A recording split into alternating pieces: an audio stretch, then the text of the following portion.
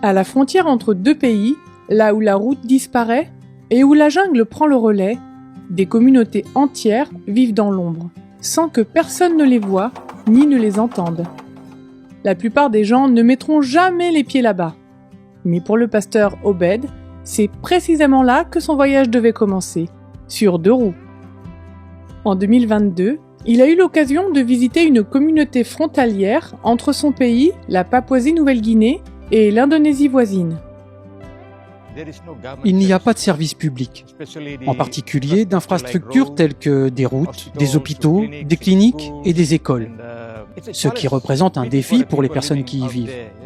Elles ont été marginalisées et oubliées par leur pays, tant l'Indonésie que la Papouasie-Nouvelle-Guinée. Cette situation a profondément touché le cœur du pasteur Obed. Il savait qu'il ne pouvait pas simplement s'en aller.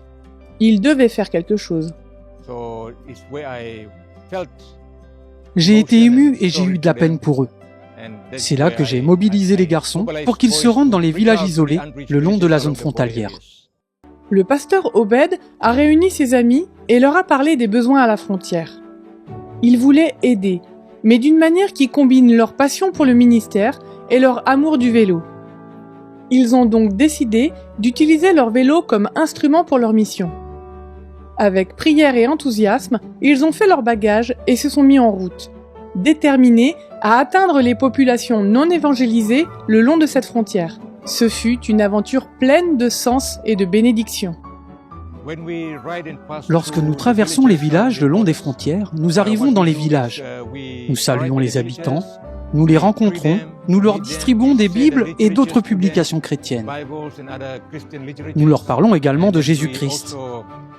Ensuite, si nous avons des bonbons ou autre chose à donner aux enfants, nous le faisons pour leur faire plaisir et égayer leur journée, car ils sont coupés du monde extérieur. Imaginez que vous vivez loin de tout le monde et que quelqu'un arrive, vous témoigne de l'amour et une sincère sollicitude. Cela touche les cœurs et ouvre la voie à des liens plus profonds.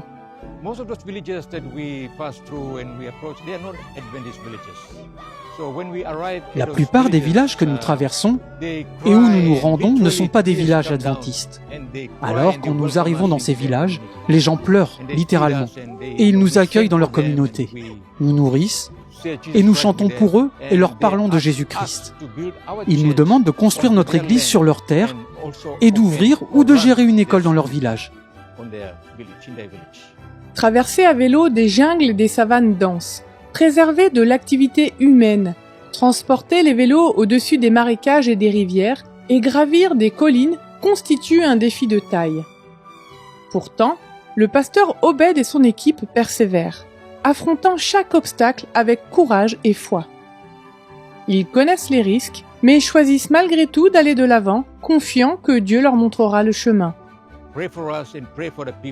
Priez pour nous et pour les personnes que nous allons servir, afin que le Saint-Esprit nous utilise pour évangéliser, pour apporter le message de Jésus-Christ à nos frères et sœurs vivant dans les zones frontalières et au-delà des frontières. Merci de soutenir la mission. Vos prières et vos contributions apportent l'espoir, l'amour et le message de Jésus aux endroits les plus reculés de la terre.